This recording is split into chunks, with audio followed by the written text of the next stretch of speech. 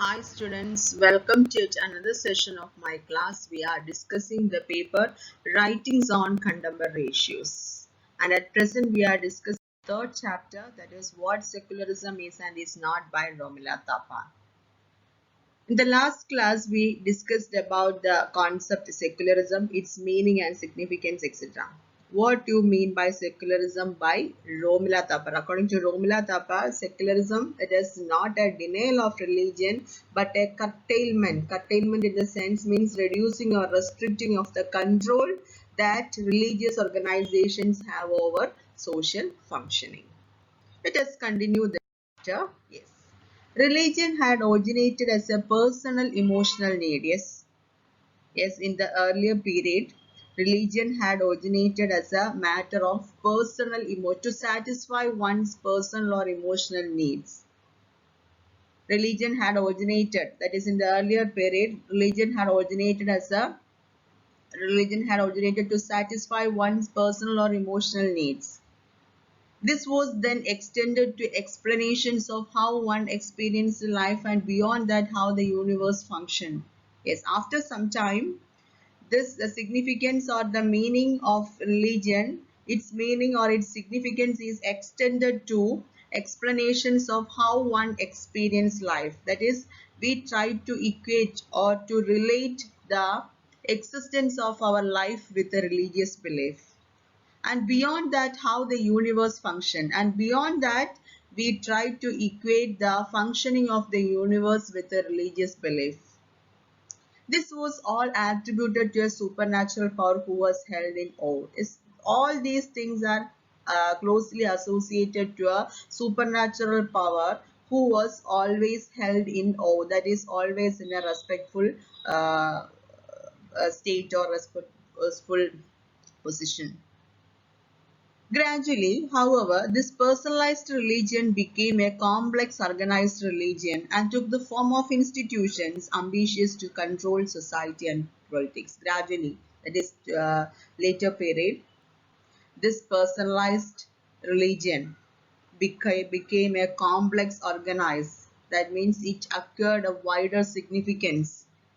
This personalized, I already told you in the earlier bit, this religion had originated as a personal emotional need to satisfy one's emotional period, and in the later period we can see that this personalized religion became a complex organized religion. It became a complex one and took the form of institutions ambitious to control society and politics. Later, it exercised its power to control the whole society. And later, it became an ambitious organization or institution to control the whole society as well as politics. With this change, religion became powerful both as the focus of belief and as an authority controlling social institutions through various religious organizations. With this change, that is the change from personal emotional need to an ambitious institution, with this change religion became powerful. Later, in the later period, we can see that this religion became a powerful organization both as the focus of belief in the case of belief and an authority controlling social institutions through various religious organizations. We all know that at present we have so many religious organizations and all have definite power to control the whole social functioning of the society. In some places, its power paralleled that of the governing authority, that is the state. Sometimes these religious organizations functioned parallel to the government authority. It is this particular aspect of religion, the control that religious organizations have over social institutions, that the secular person wishes to keep separate from the state. So it is this particular aspect of religion, the control that religious organizations have over social institutions. So here our author is emphasizing this particular aspect of religion. Which particular aspect of religion? That the exercise of power or the exercise of various religious organizations, their power over social organizations, the control that religious organizations have over social institutions, that the secular person wishes to keep separate A secular person, in the case of a secular person, he or she wishes to separate those powers, that is to keep governing or other social organizations away from religious organizations or religious belief. The distinction is important because we often overlook it in saying that secularism denies religion altogether. This distinction is important. The distinction is important because we often overlook it in saying that secularism denies religion altogether. Secularism then takes on an additional meaning. After some time, this term acquires a wider meaning or a secondary meaning. That is, secularism takes on an additional meaning. That is, the state having authority over the making and observing of laws by human agencies should be distinct from religion, since religion has its sanction from faith and from deity. Secularism then takes an additional meaning. What is the secondary meaning that has given to that particular term? The state having authority over the making and observing of laws by human agencies. The state having authority or power over the making and observing of laws put forward by human agencies, and it should be distinct from religion. These laws should be distinct or separate from religion, since religion has its sanction. We all know that religion is closely associated with the beliefs. Religion has its sanction from faith, or its sanction from faith and from deity, that is closely associated with some supernatural power, belief, etc. So the authority of each was clearly different. The authority of each, that is social or other cultural or civil laws and religious belief. The authority of each was clearly different. Then social laws are the spine of a society. We all know that all these social laws, civil laws, moral laws, social laws, judiciary, the social laws are the spine, that is spinal cord of a society. How a society functions very smoothly, it is because of all these laws. We all are subjects to follow all these laws. So social laws are the spinal cord of a society, that is spine of a society, and it is a very, very essential part of a society to function or to work smoothly. They should protect the right to live, and they should ensure that there should be no discrimination that affects life and work. We all know that all these laws are the center of the state, or center of the smooth functioning of a society. All other things are closely attached to this central point. So they should protect these social laws. They should protect the right to live. Each and every citizen has their own rights: right to live, right to worship, right to educate, etc. So they should protect the right to live, and they should ensure that there should be no discrimination that affects life and work of these people. This is crucial to protecting the points of change in the human life cycle for which laws are necessary. Yes, this is crucial to protecting the rights of each and every citizen, or in the change in the human life cycle for which laws are very crucial.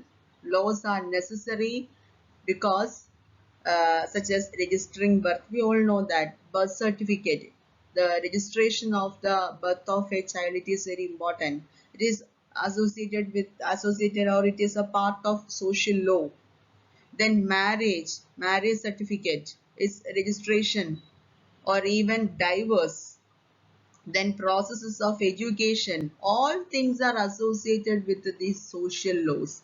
So this is crucial to protecting the points of change in the human life cycle for which laws are necessary. It is important for the smooth functioning, such as registering birth, marriage, or even divorce, process of education by which a child is socialized into society. All these social laws or civil laws or moral codes are inevitable. It is necessary for a child to socialize into the society, or which a child is socialized into society, occupation and employment, and inheritance generally of property. Actions linked to these come under the jurisdiction of civil law. Actions linked to these come under the jurisdiction of civil law.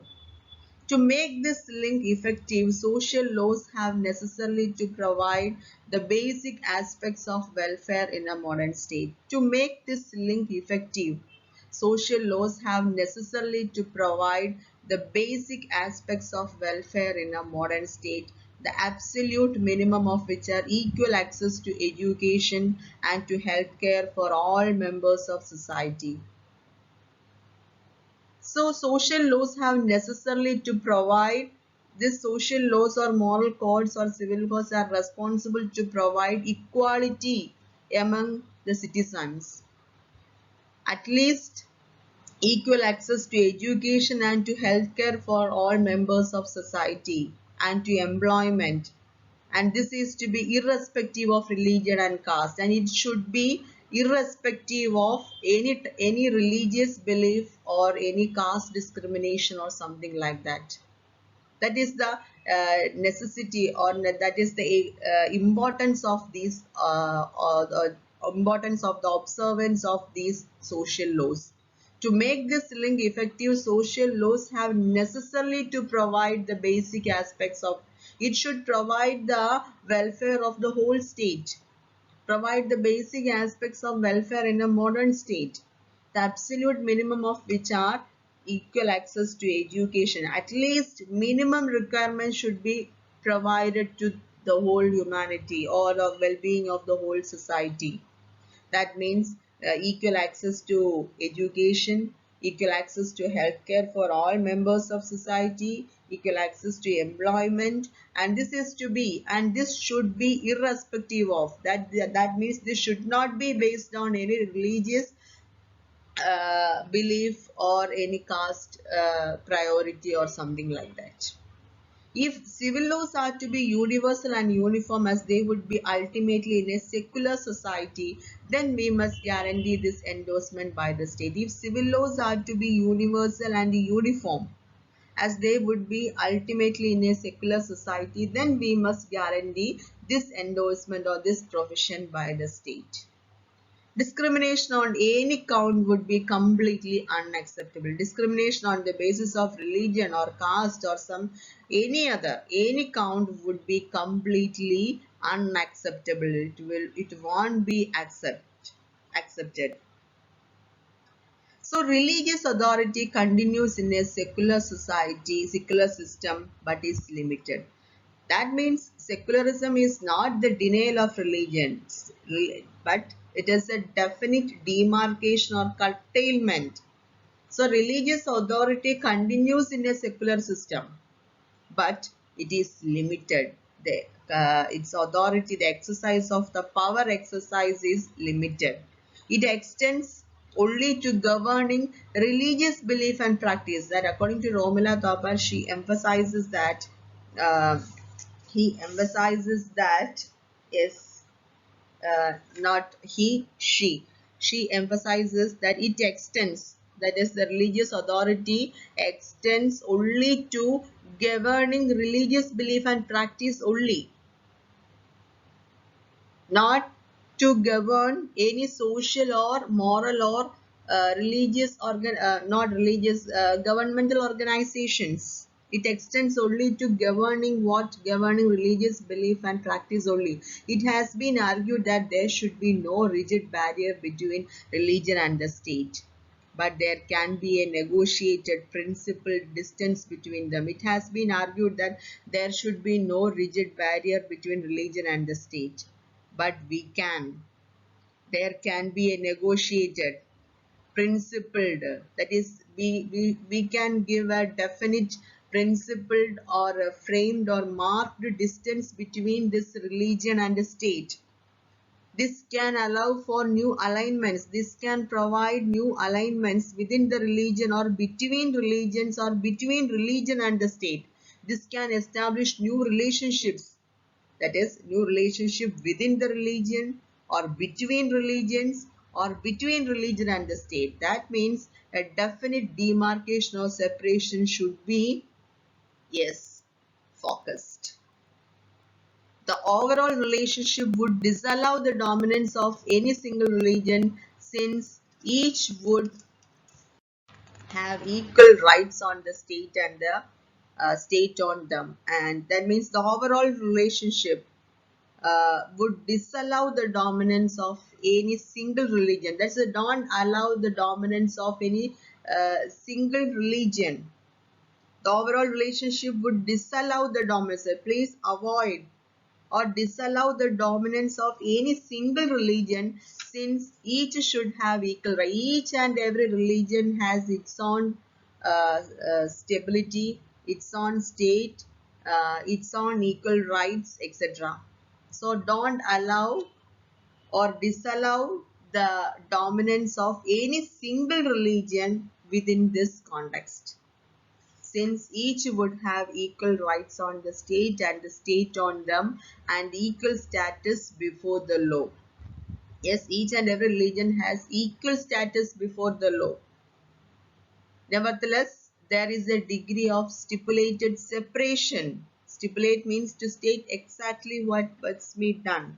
So, nevertheless, moreover, there is a degree of stipulated separation in this arrangement, in as much as religious authority would no longer be controlling social laws. Religious authority would no longer be controlling. That means secularism is not the denial of religion. It can be continue, or it can provide, or it can continue its existence within that realm, but there should be a definite demarcation uh, between religion and the state, and disallow the dominance of any single religion over the other, because each and every religion has its own equal rights on the state and the state on them, and they have equal status before the law. So please avoid the dominance of any single religious authority over the other. Please ensure the equality of all religions, and moreover equality among the citizens in the case of education, healthcare, employment, irrespective of any caste or religion or any other type of discriminations. This is what Romila Thapar emphasizes in the third chapter. That is what secularism is and is not. So secularism is not the complete denial of religion, but it is a curtailment or the demarcation of religion and state. I think all of you understand this chapter. And students, there is a homework for you. Please note down all these questions and write your answers. How are social laws significant to society? What is the role of authority in the practice of secularism? Explain what Thapar means when he says the observance of the law is strengthened when people understand its purpose. Comment on the relationship between religion and state. Please write down your answers and take an image of it and send back to me through WhatsApp. Thank you. Have a nice day. See you again.